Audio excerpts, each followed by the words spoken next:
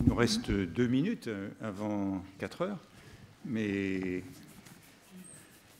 nous avons fait le plein et malheureusement on me dit qu'il n'y a pas d'autre amphi libre pour une retransmission audio pour ceux qui sont dans une position un peu inconfortable.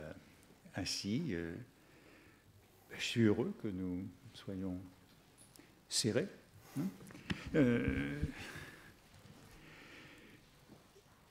Et je suis heureux de vous présenter aussi Alexandre Gady, que vous connaissez puisque vous êtes venu l'écouter, qui est un historien de l'art, un historien de l'architecture, et qui est aujourd'hui professeur à l'université Paris 4 Sorbonne et au centre André Chastel, où il a publié beaucoup sur l'architecture de Paris, beaucoup sur les différents quartiers, d'abord sur le Marais, sur la place des Vosges, mais aussi sur le 9e arrondissement, sur la place Saint-Georges, mais aussi sur ce quartier. Nous avions eu une conversation sur le quartier du Collège de France, de la montagne Sainte-Geneviève, mais aussi sur la place des Victoires, mais aussi sur l'hôtel de la Marine.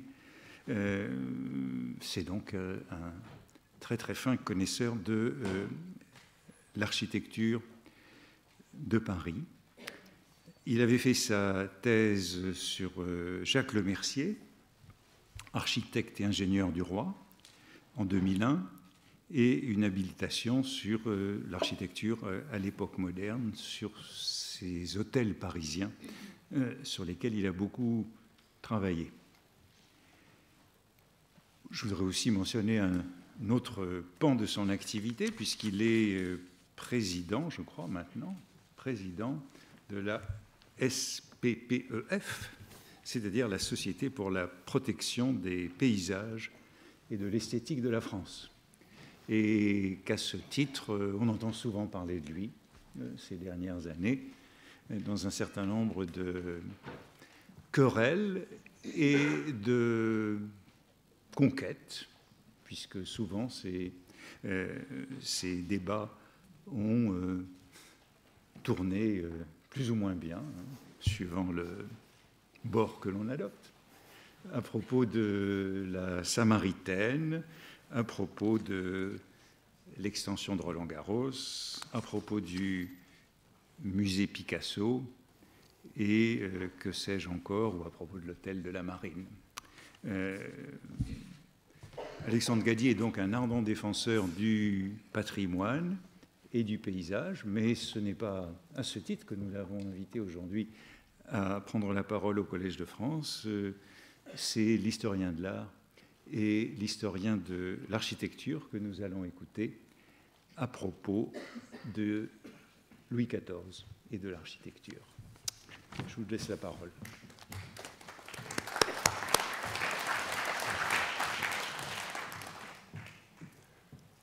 Merci beaucoup, cher Antoine, compagnon de cette introduction. Je dois tout de suite vous dire à quel point je suis heureux, mais aussi un peu ému, même si je n'ai eu qu'à traverser la rue, d'être aujourd'hui parmi vous pour parler dans cette enceinte sacrée du savoir français. Et combien votre présence nombreuse me rassure un peu, et nous allons nous tenir chaud autour de la figure de Louis XIV. En choisissant de parler aujourd'hui de lui, avec vous, au Collège de France, une institution pourtant fondée par François Ier et bâtie par Louis XVI, je n'ai pas voulu faire de mauvais esprit, ni céder non plus à l'actualité chargée en cette année où l'on commémore le tricentenaire de la mort du grand roi, sujet d'une exposition qui ouvrira prochainement à Versailles et d'une autre consacrée à la gravure sous le règne de Louis XIV à la Bibliothèque nationale en provenance du Getty.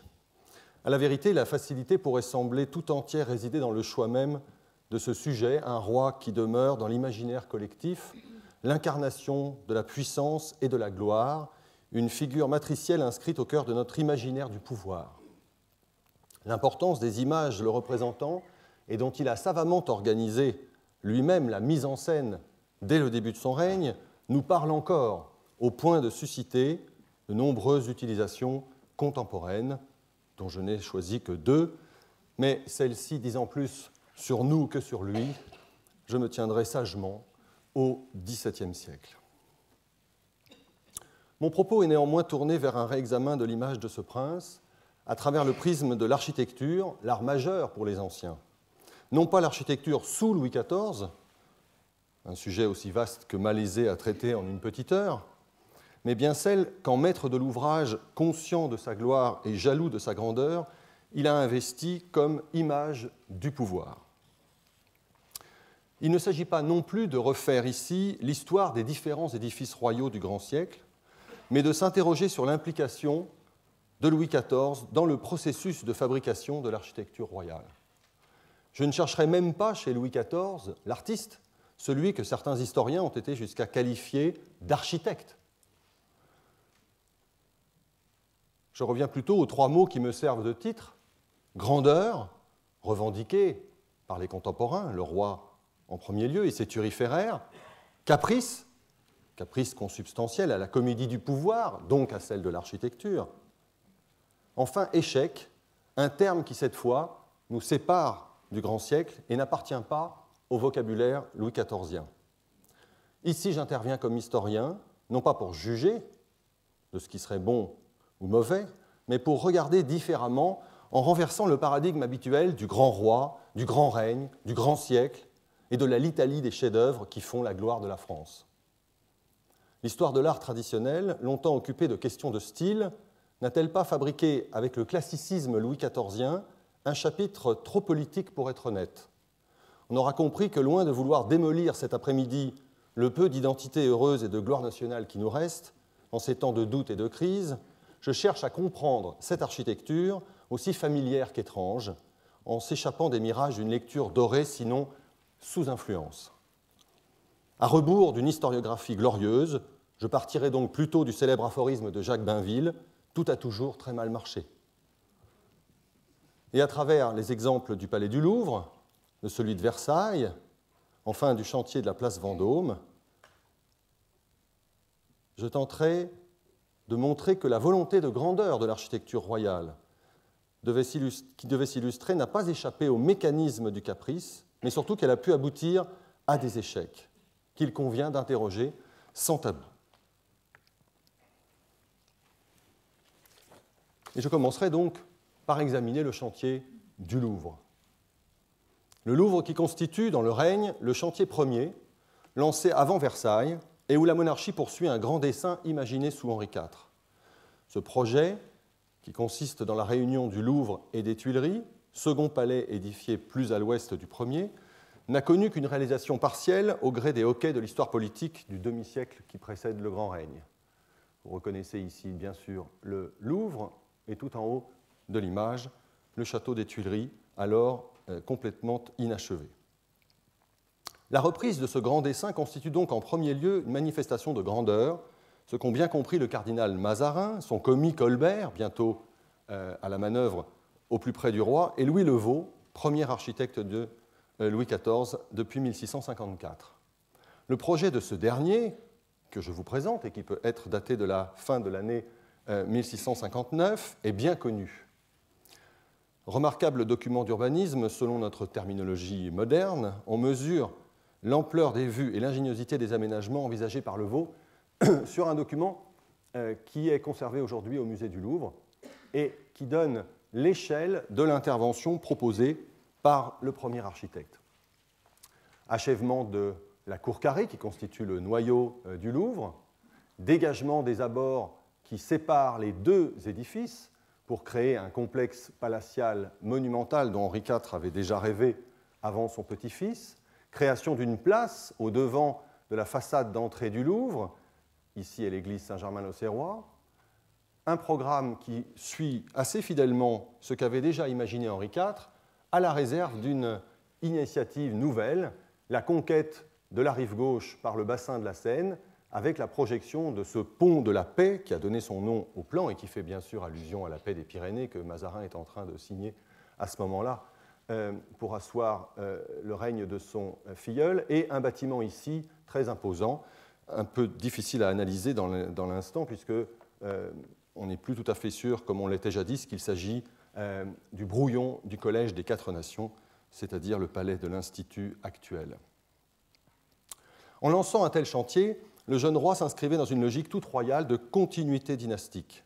Tout semblait réuni pour garantir le succès de cette opération. Des finances à nouveau disponibles, grâce à la fin de la guerre contre l'Espagne et au temps heureux qu'allait ouvrir la paix des Pyrénées, le mariage avec Marie-Thérèse, une remarquable équipe d'architectes et d'entrepreneurs que va bientôt diriger Colbert et à la tête de laquelle se trouve donc l'ingénieux Louis Le Vau. Et pourtant, 12 ans plus tard, c'est un spectaculaire échec dont accouche cette campagne de travaux, commencée tambour battant. En février 1671, le roi quitte Paris pour toujours, le chantier du Louvre est abandonné pour un siècle et demi, et la colonnade, symbole du nouveau règne et construction de magnificence, selon l'heureuse formule de Louis Hautecoeur, n'est qu'une carcasse vide, à peine visible, à quelques mètres de sa façade dressée par les architectes du roi. Cet échec, je peux évidemment me rattacher à la Vulgate et l'expliquer par la concurrence du chantier versaillais, lancé en 1661, et où le roi engloutit avec enthousiasme de grosses sommes d'argent. Le caprice de Versailles fait-il donc échec à la grandeur du Louvre? C'est l'antienne de Colbert qui pousse au plus loin la franchise ministérielle dans une lettre célèbre de 1667, quand il écrit au roi que Versailles regarde le plaisir de Sa Majesté, mais le Louvre sa grandeur, en mettant en parallèle les deux aspects de ce que j'essaye de montrer en utilisant ce mot de caprice. Cependant, le processus d'échec du chantier du Louvre est plus complexe. Il est en premier lieu contenu, et c'est pourquoi je pense que nous pouvons continuer de regarder cette image, dans le plan du bâtiment lui-même, projeté 2 générations plus tôt, et il faut ici dédouaner bien sûr Louis XIV. La distance entre les 2 palais est très grande, peut-être trop grande, et elle oblige à de nombreuses démolitions et reconstructions. On notera d'ailleurs qu'entre le projet d'Henri IV et celui-ci, Le Vau a un tout petit peu retraité dans les ambitions qui nécessitaient des interventions financières tout à fait importantes. Surtout, et c'est le point sur lequel va se focaliser le débat, la cour carrée, dont le quadruplement a été initié par Louis XIII, est un espace trop large qui apparaît bordé par des bâtiments trop maigres, trop minces, dont les épaisseurs ne correspondent plus à la distribution alors à la mode et qui est en plein renouvellement depuis les années 1640. Cette cour carrée, non susceptible d'un quelconque dégagement, est donc un espace paradoxal. La dilatation du carré d'origine, qui correspond à la forteresse de Philippe-Auguste, a ainsi produit un édifice qui, pour être régulier, n'est pas très commode ni confortable. Cette difficulté est rendue plus aiguë encore en raison du choix du traitement architectural, cette fois-ci, adopté d'enthousiasme 2 générations plus tôt, reproduire le module que constituait l'aile de Pierre Lescot, construite au milieu du XVIe siècle pour Henri II, et investie d'un discours monarchique qui étalonne depuis l'architecture française. Or, cette façade, qui ne correspond qu'à cet élément-ci, un 8e du développement, cette façade, donc, a été dessinée pour une cour réduite qui n'est pas à l'échelle de la ville. Sa face extérieure, qui n'était pourvue d'aucun décor, ne saurait composer une entrée monumentale. Et la question du rapport du Louvre avec Paris se pose dès lors de manière extrêmement délicate dans le secteur qui va porter de plus en plus à la confusion que je vais décrire. Conscient du problème posé par cette façade, Le Vau va y répondre en portant tous ses efforts sur l'Orient, en proposant d'abord, ce que vous ne voyez pas encore sur ce plan, qui est une de ses premières pensées, de doubler cette aile pour lui donner plus de profondeur, et surtout de la doter d'une architecture qui rompe avec l'esthétique du palais. Colbert, qui n'aime guère l'architecte Le Vau, l'écarte en 1664 pour mieux reprendre cette idée que la façade orientale constituera l'enjeu de ce chantier monumental. C'est alors qu'est lancée la célèbre consultation d'architectes romains qui aboutit en 1665 à la venue du cavalier Bernin à Paris, épisode bien étudié et je pense bien connu de vous. La deuxième raison de l'échec, que je ne développerai pas car il est lui aussi assez bien connu, est le dialogue de sourds entre Colbert et Bernin, qui se focalise sur le dessin de cette façade orientale, dont les élévations comme la distribution suscitent des débats très vifs, quelquefois à la limite de l'injure, mais les injures de Bernin étant en italien, elles sont amorties provisoirement dans la discussion ministérielle. Et plus généralement, cette querelle peut être lue, mais là-dessus la littérature est importante, comme une suite d'incompréhensions entre deux cultures architecturales, entre deux milieux qui sont assez dissemblables malgré les ambitions des uns de s'apparier aux autres. On comprend dès lors que le choix de faire de l'entrée orientale l'aile principale opère comme une inversion du système français au profit de la solution italienne qui place l'essentiel du dispositif monumental de l'architecture sur la ville, sur l'espace public. Et je vous montre ici un très beau dessin conservé à Stockholm et qui est un relevé fait par l'architecte suédois Tessin, non pas des dessins de Bernin qui n'existaient pas sous cette forme, mais de la maquette qui était alors conservée dans le Louvre, maquette tout à fait superbe, décrite à plusieurs reprises par les contemporains et qui a disparu vraisemblablement à la Révolution lors de l'abolition de l'Académie royale d'architecture qui l'a conservée avec d'autres petits modèles-lits représentant cette phase complexe de l'histoire du Louvre. Cette monumentalisation, vous la voyez devant vous, elle passe par la création d'un extraordinaire soubassement dégagé par des fossés monumentaux qui ne sont plus seulement lisibles comme des systèmes de défense, mais bien une mise en scène de l'architecture, traitée ici, vous le voyez, au naturel, avec ce système de rochers extraordinaires que les Français trouvent tout à fait presque inquiétant, mais que le jeune roi Louis XIV trouve tout à fait superbe, ce que l'on appelle en architecture un écueil. Et cet écueil, il n'y a pas de jeu de mots dans cette citation que je fais, cet écueil permet de placer au-dessus la grande élévation qui, progressivement, vous le voyez, voit la pierre se raffiner pour passer des gros blocs, puis des bossages à la grande façade à pierre assemblée à joint vif qui donne cet aspect très lisse et très pur de l'architecture. On est frappé également par l'usage d'un ordre monumental, que l'on appelle un ordre colossal, ces grandes colonnes engagées corinthiennes qui montent sur 2 étages au-dessus du soubassement puissant que forment l'écueil et le rez-de-chaussée. Et enfin, le dessin est assez réduit en hauteur, mais pourtant il est juste l'absence de toiture dissimulée en réalité derrière une balustrade dans un esprit que l'on peut évidemment considérer comme assez italien, puisque Paris n'est pas spécialement une ville où on puisse utiliser facilement des terrasses au vu du climat. Cette monumentalisation que Bernin produit dans la façade royale de l'entrée du Louvre, devenue façade marqueur de l'architecture du palais réformé, implique une place monumentale au devant pour pouvoir produire ses effets. Sans place, pas d'effet, et donc pas de possibilité de lire cette démonstration de puissance, de grandeur. Elle pose aussi une autre question. La monumentalité de cette façade, c'est bien sûr son raccordement à ce qui se trouve derrière.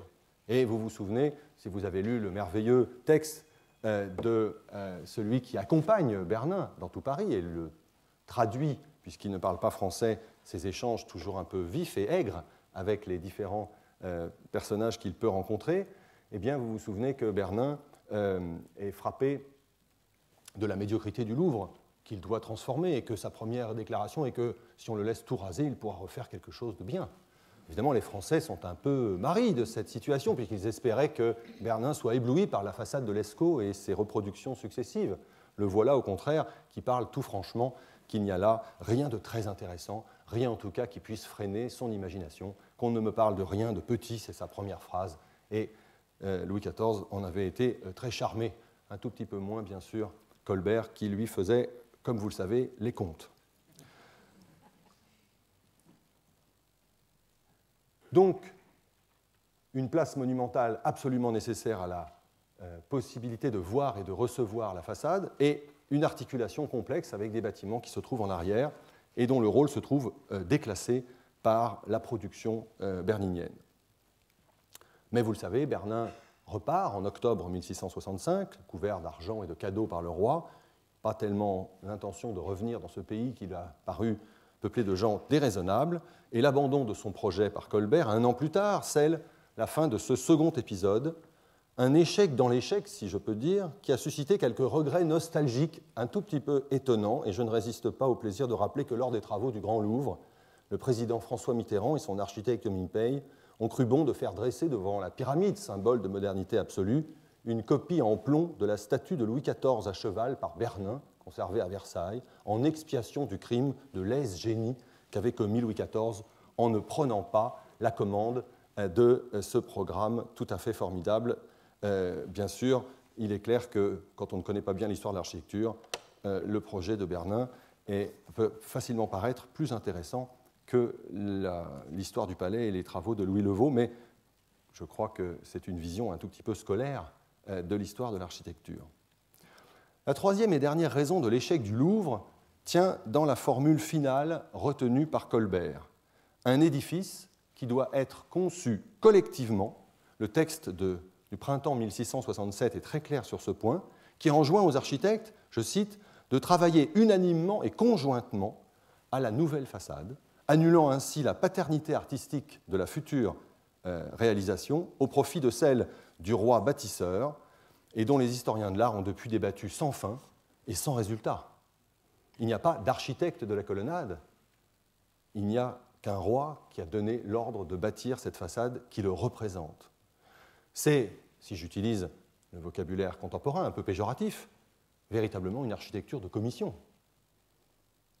Chacun y a été de son idée, puis ensuite, devant la postérité, s'est attribué le résultat final, l'avantage revenant bien sûr au clan des Perrault, puisque l'architecte, en fait mauvais médecin, devint bon architecte, dira Boileau. Claude Perrault avait la chance d'avoir comme petit frère le commis des bâtiments de Colbert, Charles, écrivain bien connu. La contradiction entre le programme d'Henri IV, du quadruplement de la cour carrée, et l'autonomisation de la façade orientale aboutit ainsi à une solution qui ne pouvait pas être autre qu'hybride et dont le dessin final, qui a dû être mis au point à 2 reprises, est finalement achevé et mis au point en 1668. C'est la fameuse colonnade, bien connue. Édifice horizontal, ici représenté en plan et en élévation sur une gravure de Jean Marot, le célèbre architecte et graveur protestant qui a laissé une grande part, les témoignages sur le cuivre de l'architecture française, souvent disparus depuis ou modifiés. Un édifice très horizontal, donc, vous le savez, mais je le précise, les édicules en toiture très paradoxaux et qui montrent tout le débat sur cette question de l'horizontalité n'ont jamais été réalisés, même si on les voit gravés ici par anticipation erronée. Cet édifice horizontal est marqué d'un ordre colossal de colonnes corinthiennes, où la toiture française habituelle a disparu, comme dans le projet de Bernin. Et voilà que les Français, qui ne voulaient plus de cet architecte italien, qui ne voulaient plus de son esthétique, ont maintenant, finalement, peut-être même à la manière de M. Jourdain sans s'en apercevoir, retrouvé là des traits que Bernin avait apportés dans son extraordinaire projet pour le Louvre. Ce paradoxe pourrait d'ailleurs être mis en parallèle avec celui que constitue l'éblouissement des Français pour le premier projet de Bernin, avec sa grande façade concave, alors qu'il est si proche pourtant de la façade du Collège des Quatre Nations dont je parlais tout à l'heure. Mais cette colonnade que vous voyez là, elle a surtout 2 caractères qui intriguent l'historien du Louvre. Elle est plus large que la cour carrée qui se trouve derrière, beaucoup plus large. Et surtout, elle est beaucoup plus haute que le Louvre. C'est un masque qui se superpose au palais existant sans s'articuler à lui, à tel point que ce que montre la gravure, ces niches ornées de statues, étaient des fenêtres qu'on a ouvertes et puis refermées quand on s'est aperçu qu'elles ne correspondaient pas à la distribution des pièces à l'intérieur. Ces fenêtres que vous voyez aujourd'hui dans la colonnade et qui ont été rouvertes par les architectes de Napoléon et qui n'éclairent toujours pas les pièces qui se trouvent derrière. Quel paradoxe! Pourtant, l'ambition portée par cette façade était très grande.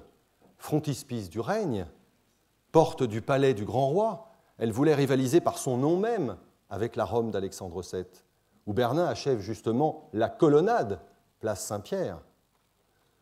Mais c'est encore un exploit technique, domaine où la France entend également démontrer sa supériorité face à l'Europe, que cette colonnade, et vous connaissez bien sûr cette gravure de nombreuses fois reproduite du chantier de la colonnade.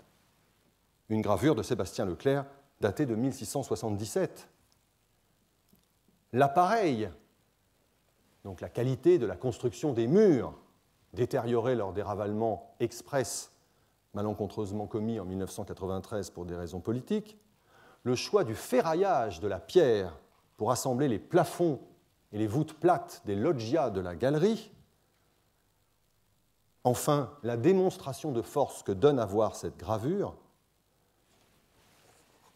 on hisse sous vos yeux émerveillés 2 gigantesques pierres monolithes destinées à couvrir les 2 rampants du fronton central. Une démonstration de force absolument inutile, puisque vous ne pouvez pas le voir depuis l'espace public, et totalement inutile techniquement. Mais c'est bien l'idée de se confronter à la grandeur antique qui suscite la fantastique gravure que vous voyez et le non moins fantastique échafaudage réalisé par les charpentiers des bâtiments du roi pour hisser ces pierres à l'image des Égyptiens ou des Romains. Fascinante image de glorification qui présente en réalité non pas la façade, mais le chantier de la façade comme une démonstration de force, et pourtant une façade que personne ne pouvait voir, puisque toute la partie qui en est dégagée sur la gauche ne possédait qu'un recul de 2 mètres, au-delà duquel commençaient des maisons du Moyen-Âge qu'on n'abattra que bien plus tard. Personne n'a vu la colonnade du Louvre de Louis XIV sous Louis XIV. Faute d'avoir été seulement achevée, lors de son abandon, il n'y a ni plancher ni toiture, mais surtout dégagé des maisons qui l'enserraient. Ainsi, le grand chef-d'œuvre du règne demeure enfermé dans la gangue du vieux quartier du Louvre. Son dégagement sera opéré seulement sous Louis XV, un siècle plus tard, tandis que les fossés mettant en valeur son splendide soubassement ne seront creusés qu'en 1964, lors d'une opération où s'apparit curieusement la geste gaulienne et le royaume farfelu d'André Malraux.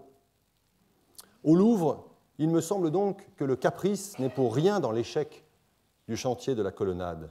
La topographie des lieux, le poids de l'héritage architectural, comme les choix du passé, ont enfermé Louis XIV dans une logique qui avait peu de chances d'aboutir. Le chantier de Versailles, qui devait marquer le siècle et devenir l'incarnation iconique du pouvoir monarchique, encore aujourd'hui, dans le monde entier, offre un cas de figure très différent, me semble-t-il, du Louvre. Si le petit édifice polychrome de Louis XIII préexiste, le roi trouve à Versailles tout ce qui lui manque à Paris, de l'espace, la liberté de voir loin, la possibilité d'une île royale à l'ouest de Paris. Faut-il croire à la légende d'un Louis XIV fuyant la capitale frondeuse de son enfance traumatisée ? Pourquoi pas ? Mais l'explication a peut-être contre elle une banalité un peu gênante. Je crois plus volontiers à la thèse de la page blanche. À Versailles, Louis XIV est chez lui, comme Louis XIII l'avait été avant lui.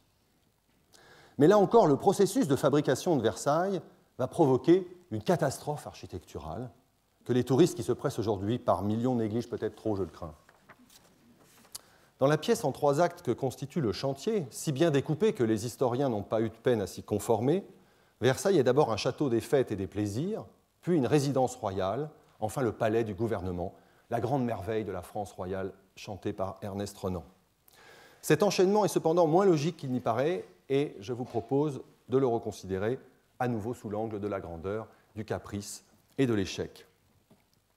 Entre 1661 et 1666, le petit château d'origine connaît de grands travaux d'amélioration, qui touchent dans un même mouvement les dehors, avec une nouvelle entrée monumentale et la basse-cour, et les dedans, alors dotés de riches intérieurs d'or et de marbre. Et là, il faut se retourner vers Mademoiselle de Scudéry pour retrouver des descriptions d'un ensemble d'appartements qui n'existent plus aujourd'hui du tout.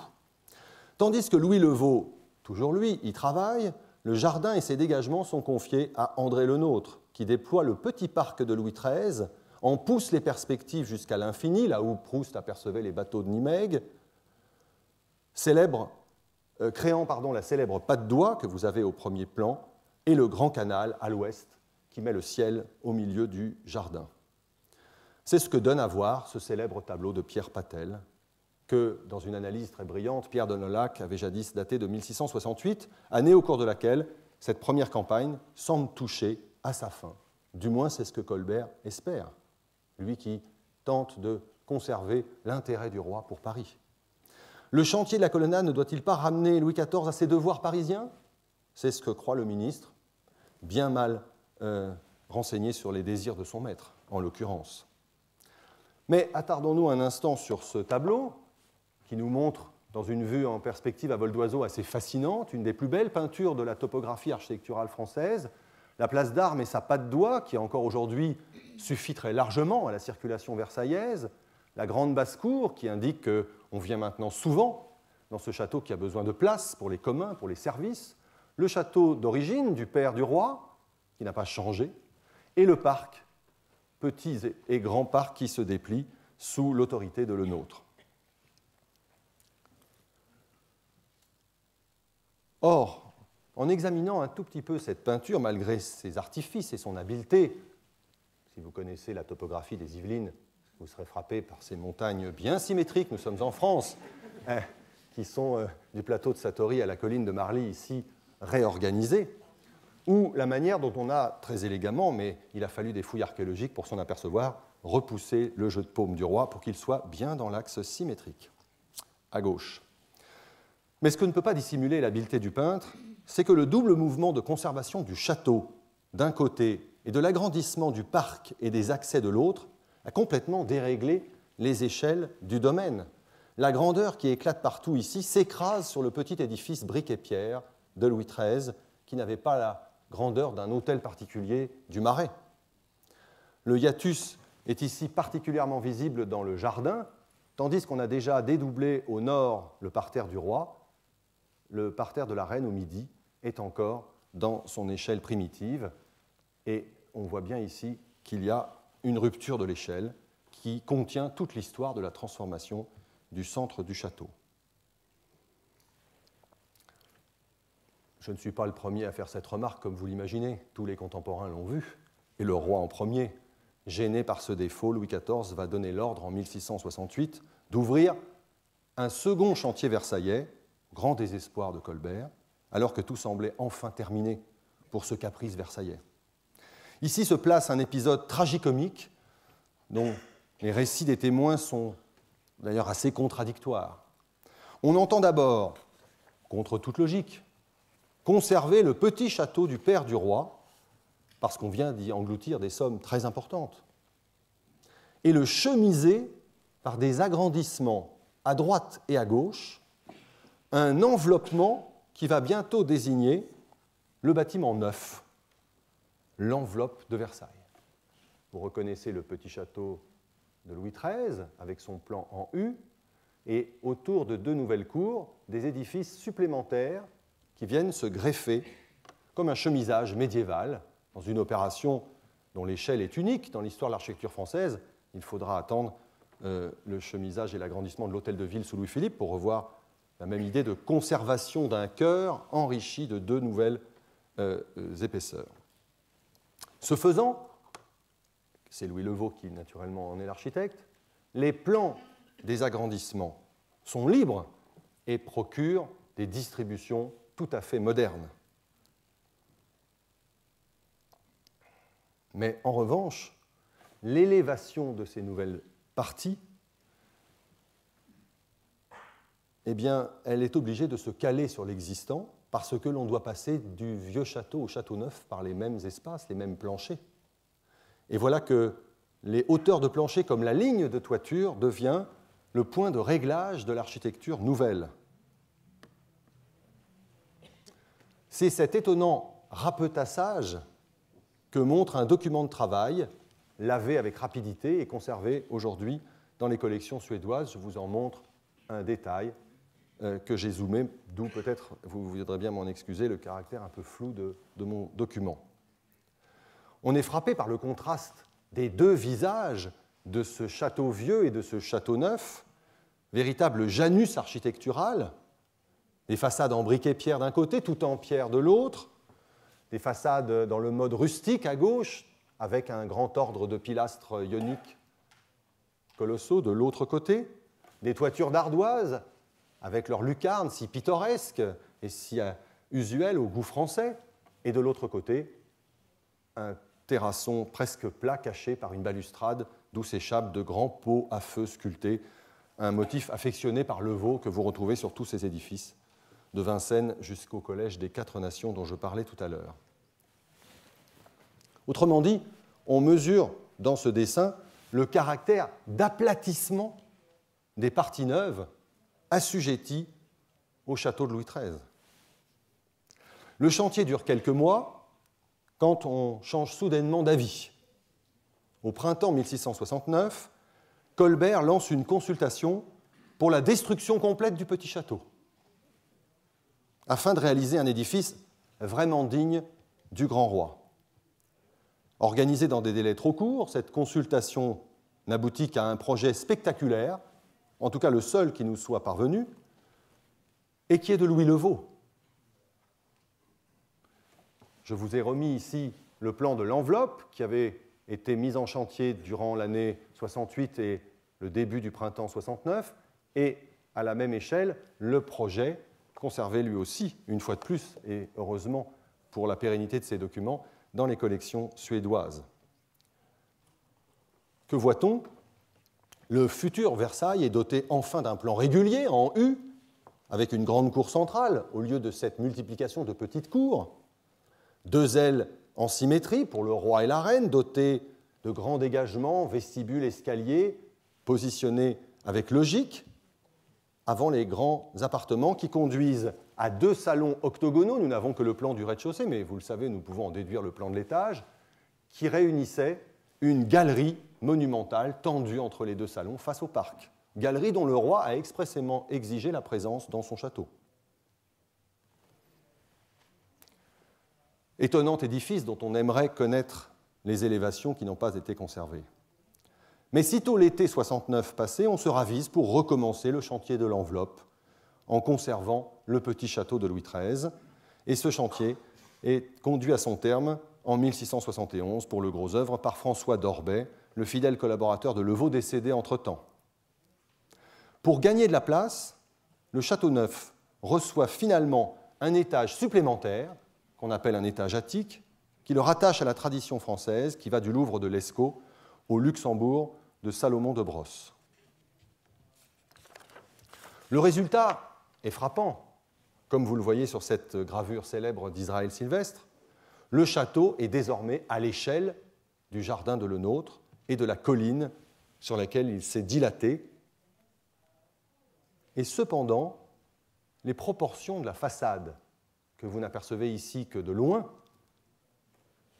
ces proportions sont désaccordées, tandis que le choix d'implanter une terrasse centrale au bel étage sur le jardin, une disposition très scénographique et qui a troublé les historiens de l'art, au point qu'on a cherché un point de comparaison avec la Villa Borghese à Rome, un des rapprochements les plus baroques, si j'ose dire, pour employer un mot dangereux en histoire de l'architecture, qu'on puisse faire avec Versailles. Eh bien, cette terrasse opère une coupure dans la distribution générale du château. Pour aller d'un bloc à l'autre, il faut sortir. Et ce n'est pas très commode dans un pays où les climats ne sont pas aussi favorables qu'au sud de l'Europe. La décision, enfin, de ne pas achever l'édifice par une toiture laisse entrevoir, là encore, la leçon de Bernin et de ses projets du Louvre, suscitant plus tard la réflexion d'un Saint-Simon très attaché à l'esthétique française et se plaignant que le toit de ce palais semble avoir brûlé. Une réflexion très intéressante qui nous permet d'aller au cœur de la réception des contemporains de cette architecture si novatrice, sans toiture apparente, et qui rompait avec la tradition médiévale. L'enveloppe de Versailles, qui offre enfin aux souverains de grands appartements et de grandes façades de pierre sur le parc, avec des sculptures en bas-relief et en mascaron, a encore un autre défaut extrêmement gênant. Malgré la configuration des lieux, il existe une covisibilité entre les logis anciens et nouveaux. Sur les côtés de la cour royale, d'une part, donc du côté de l'entrée, bien sûr, et surtout au niveau des toitures dont les lignes ne correspondent pas. Et il faut dire que Israël Sylvestre, payé par les bâtiments du roi pour lever toutes ces vues, n'a pas cherché à tricher tellement, puisqu'on voit bien que les ruptures d'échelle et d'organisation sont très importantes. Il y a là des défauts rédhibitoires à l'enveloppe de ce château de Versailles. La troisième campagne du Versailles de Louis XIV est celle qui est lancée en 1678 sous la conduite d'un nouvel architecte, Jules Hardouin-Mansart. C'est lui qui va lancer deux immenses ailes au midi et au nord. Vous reconnaissez ici l'enveloppe avec le petit château Louis XIII toujours inscrit en son cœur, qui étire la façade du château sur plus de 650 mètres en faisant la plus longue façade d'Europe d'un palais royal. Mais si ce succès, qui permet de placer le roi de France au-dessus de l'empereur et des autres monarques ses rivaux, peut-être même du pape, si ce succès est certain, le nouveau plan élaboré dans ce document, qui est presque un document prospectif, et qui est daté aujourd'hui des années 1679-80, aboutit à ce que redoutait Colbert, qu'il avait dit au roi, si l'on étend le château par des ailes, eh bien, en sortant de l'assiette de la butte médiévale, je cite le ministre, le château de votre Majesté semblera avoir une grosse tête avec deux petits bras, c'est-à-dire, écrit-il, un monstre en bâtiment. Et il prononce ce terme très spectaculaire, un bâtiment monstrueux. Mieux que le Louvre, Versailles articule donc parfaitement notre triptyque. Il y a de la grandeur dans l'aménagement du site, du caprice dans l'aller-retour de 1668-1669, et finalement un échec qui rend l'édifice attachant et complexe également à lire. Pour les contemporains, l'affaire est entendue, le chef-d'œuvre est manqué, et les architectes du roi n'auront de cesse, depuis Jules Hardouin-Mansart lui-même, jusqu'à Ange-Jacques Gabriel, en passant par son père, de proposer de démolir le vieux château incrusté au centre de l'ancien pour en reconfigurer l'entrée, tant critiquée par les théoriciens du XVIIIe siècle comme manquant de grandeur. Et je vous renvoie là, bien sûr, aux analyses toujours très aiguës et très acides de Jacques-François Blondel. Ce grand dessin de Versailles, qui a fait dire à Saint-Simon que le château était inachevé après 30 ans de travaux ininterrompus, sera finalement entrepris en 1771 par un Louis XV fatigué et stoppé net 4 ans plus tard par un Louis XVI ruiné. C'est l'aile Gabriel qui a provoqué alors le déséquilibre complet des élévations du château sur la ville, que les derniers Bourbons répareront à l'économie au début du XIXe siècle, avec le pavillon du Four, qui est aujourd'hui en travaux à Versailles. On sera moins sévère que Voltaire, pour ce troisième exemple de la place Vendôme, avec le Paris de Louis XIV, car même absent physiquement de la capitale à partir de 1671, le roi n'a pas ménagé les travaux dans sa capitale. Qu'il s'agisse d'édilité, la levée du plan de Paris de Bullet et Blondel, publié en 1676, le percement ou l'élargissement de nombreuses rues et de quais, l'éclairage nocturne qu'on doit au roi Soleil, c'est le moins qu'il pouvait faire, des bâtiments publics, la Salpêtrière, les Invalides, l'Observatoire, et enfin la politique de gloire, les arcs de triomphe, dont nous restent les portes de Saint-Denis et Saint-Martin, les places des Victoires et de Vendôme. Le Paris de Louis XIV est une réalité monumentale que parachèvent les réformes administratives du grand roi, la lieutenance générale de police en 1666, illustrée par l'Araignée, et la réforme du découpage des quartiers de police en 1702. Je voudrais revenir ici sur la question des places, et plus spécifiquement sur la place Vendôme, car elle constitue à mes yeux l'échec le plus spectaculaire et le plus instructif de la politique architecturale du règne. Comme la place des Victoires, son exacte contemporaine, elle appartient à la typologie bien connue des places royales. Il s'agit d'un espace urbain organisé pour mettre en scène la statue du prince dans l'espace de la ville. Le projet en a été élaboré en 1685 sous la direction de Louvois, devenu surintendant des bâtiments à la mort de Colbert. La difficulté d'aménager un tel espace monarchique dans une ville, avant même la question des coûts induits par la construction d'un tel objet architectural, réside dans la question de l'emplacement. Dans des villes denses et anciennement bâties comme Paris, la ville la plus dense du monde à l'époque en population, et elle n'est pas loin de le redevenir, vous le savez, depuis quelques années, la place manque cruellement. Il faut donc soit sortir de la ville, comme on le fait au même moment à Montpellier, à la place du Pérou, soit se mettre à la marge, comme les Lyonnais feront avec la place Bellecour. Dans le cas parisien, la couronne a choisi des emplacements déjà bâtis sur la rive droite, qu'il a donc fallu acquérir, détruire et niveler. C'est toute l'histoire des deux places, des Victoires et Vendôme, et cette dernière tire son nom, vous le savez, de l'hôtel aristocratique qui s'élevait sur une partie de son assiette foncière. La nouvelle place a été dessinée par Jules Hardouin-Mansart, que nous retrouvons, devenu en 1681 premier architecte du roi. Très original, et je vous en montre à la fois le plan et une vue gravée d'Aveline. Elle combine une place fermée sur 3 côtés, le 4e étant complètement ouvert sur la rue Saint-Honoré, un carré long sur lequel se dresse, autre partie de la combinaison, une statue royale, un grandiose monument équestre de bronze commandé à François Girardon, enfin un arc de triomphe, moins visible sur la gravure que sur le plan, et pour finir un grand couvent au nord, le couvent des Capucines emporté par l'actuelle rue de la Paix. Les façades, et on le voit très bien sur la vue d'Aveline, malgré son caractère pittoresque, forment un véritable rideau qui a été tiré sur ce théâtre monarchique, et elles sont dressées dans le vide dès le début du chantier pour marquer l'espace ainsi découpé. Avec leurs portiques sous arcades et leur ordre colossal de pilastres ioniques, elles répondent au canon mis au point par Mansart à la place des Victoires, une formule promise à un grand avenir dans les provinces qui, au siècle suivant, se doteront de places royales. Il suffit ici de penser à Rennes ou bien sûr à Bordeaux. L'absence de toiture que vous apercevez, naturellement provisoire, puisqu'elle est due au système même de construction des façades dans le vide, renvoie pourtant une fois encore au modèle de Bernin. Le discours monarchique a été poussé ici au plus loin dans le choix de placer la statue non pas au centre du dispositif, comme on pourrait s'y attendre, mais en la décalant vers le nord.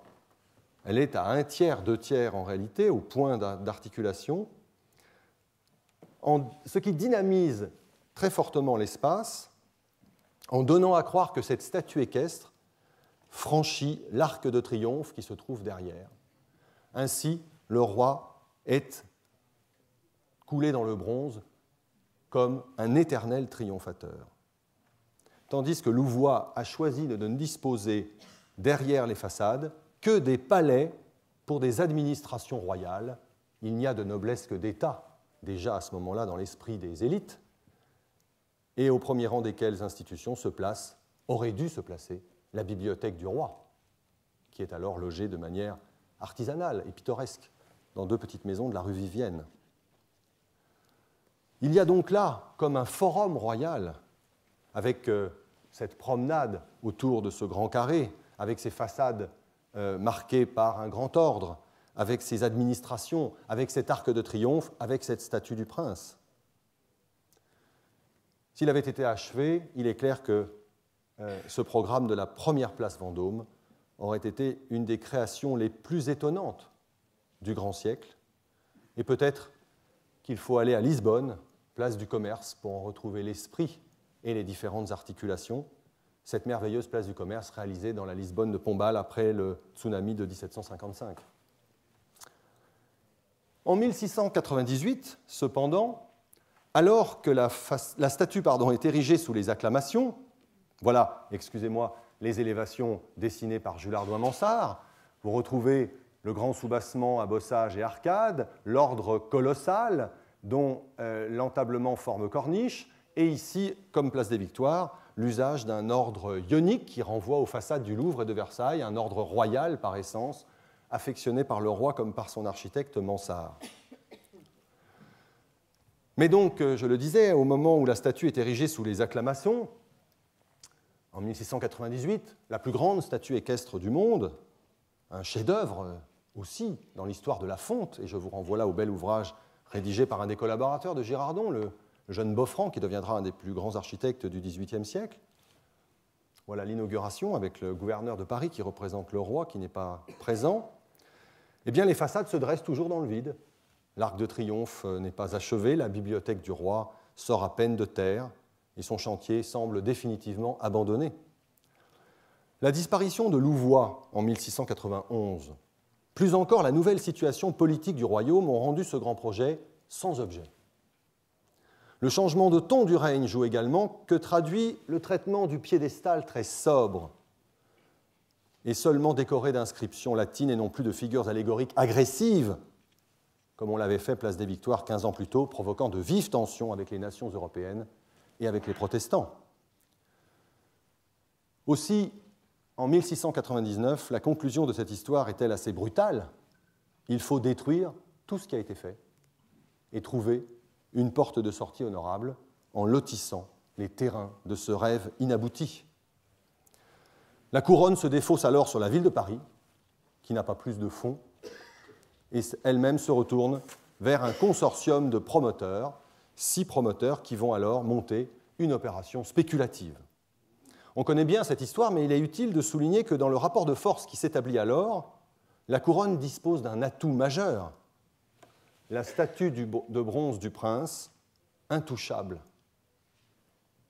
C'est le pivot de la recomposition urbaine qui aboutit à la seconde place Vendôme, celle que nous connaissons. Un plan unique en son genre, que je vous montre ici à gauche, ce n'est pas un plan contemporain d'un historien, c'est un plan du début du XVIIIe siècle, montre le résultat de ces transactions. En faisant de la statue qui était, vous le voyez, décalée dans la place de gauche, qui est la première place, le centre de la nouvelle place, les promoteurs ont gagné du terrain un peu partout. C'est leur métier. Tandis qu'en rabattant les angles du carré, ils ont trouvé encore 4 places supplémentaires à bâtir. Ainsi est né le fameux octogone d'un marchandage foncier, tandis que Mansart doit s'en excuser auprès des théoriciens. On ne rabat pas les angles du carré. Ayant sauvé la face, la couronne va sauver aussi les façades. Le même Mansart est toujours à la manœuvre et va replanter le décor, même s'il est obligé de démolir les façades que je vous ai montrées. Il va reconstruire à nouveau un rideau de pierre dans le vide, afin d'en mieux contrôler l'exécution, validée en 1702-1703. Dans un mouvement de compensation, sans doute, ces façades sont alors investies d'un très fort message monarchique. Voilà vraisemblablement le dessin de présentation. C'est un document de la Bibliothèque nationale qui a presque 2 mètres de large et qui a été sans doute montré au roi pour voir le nouvel effet de cet octogone qui enserre la statue. Dans ce mouvement donc d'enrichissement, on découvre que l'ordre ionique a été remplacé par un ordre corinthien, plus riche, mais surtout que les avant-corps sont maintenant dotés de frontons. Il y en a 6, des frontons aux armes de France, aux grandes armes de France. Tandis que dans les garde-corps en fer forgé, un des espaces qui touche aux appartements privés, où les propriétaires qui ont acheté très cher les terrains pouvaient espérer exister dans l'espace, le modèle que l'on doit suivre est la célèbre grille qui, au XIXe siècle, a été tant copiée dans le Paris haussmannien, au soleil apollinien et au double L du chiffre du roi. Aucune individualisation n'est donc possible pour les particuliers qui ont acheté les futurs hôtels derrière l'écrin des façades. Celui-ci fait caisse de résonance autour du cavalier de bronze pour le théâtre monarchique. Place Vendôme, c'est donc de l'échec qu'est née la grandeur, le résultat étant si spectaculaire qu'on peine à croire aujourd'hui qu'il a pu procéder d'un tel compromis. Je conclus en examinant ces 3 chantiers majeurs du règne, investis chacun à leur manière de l'image royale. J'ai tenté de repousser les considérations stylistiques et d'éloigner les commentaires laudatifs, parfois à la limite de la niaiserie, qui accompagnent trop souvent l'étude de l'architecture royale sous Louis XIV. Vous savez, cet art fait de mesures et d'équilibre, etc. Il me semble que les considérations toutes matérielles de l'art de bâtir, qu'il s'agisse des problèmes de terrain, de budget, des contraintes diverses liées à l'existant, ne méritent pas moins d'attention que des lectures trop chargées de sens politique, voire théorique. Ce faisant, Je n'ai pas parlé d'un édifice que vous attendez peut-être et qui a suscité dès sa création les louanges les plus grandes et en même temps les plus justifiées, si j'en crois Montesquieu, l'église royale des Invalides. Il n'est pas trop fort d'y voir un témoin de la grandeur monarchique, c'est entendu, doté d'une double échelle, urbaine d'abord, puisque c'est alors l'édifice parisien le plus élevé, mais encore européenne, comme une réponse toute française à Saint-Pierre de Rome et Saint-Paul de Londres. Le dôme des Invalides appartient à la séquence des grandes églises identitaires qui sortent de terre autour de 1700 sur tout le continent européen. Ce monument est né d'un caprice, sur le sens duquel on discute encore, alors que s'achevait le chantier de l'Hôtel des Invalides, construit avec succès par Libéral Bruant.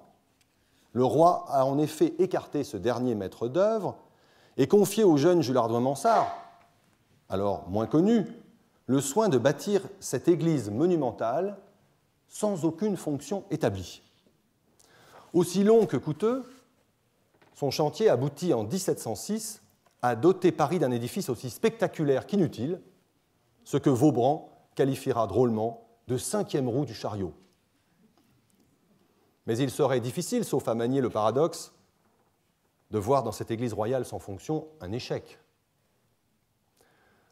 On a donc voulu en faire le projet de tombeau pour les Bourbons, une lecture séduisante eu égard à la disposition architecturale de l'édifice, avec ses somptueuses chapelles souterraines méconnues du public, mais hypothèse qui comporte une part téléologique embarrassante pour l'historien, en l'absence d'archives. J'y vois plutôt ce que ni la colonnade du Louvre, ni l'enveloppe de Versailles, ni la place Vendôme ne réussissent vraiment à être. Le portrait architectural du roi. Une synthèse parfaite de l'antique, avec cet extraordinaire frontispice, de la Renaissance, avec la spéculation sur le plan centré et le dôme sur tambour, et l'élan vertical, hérité du gothique, avec la flèche fleur-de-lysée et dorée, empruntée à la Sainte-Chapelle du Palais de Paris, une icône de l'art royal que tous les architectes français et que le grand siècle ont vénérée. Je vous remercie.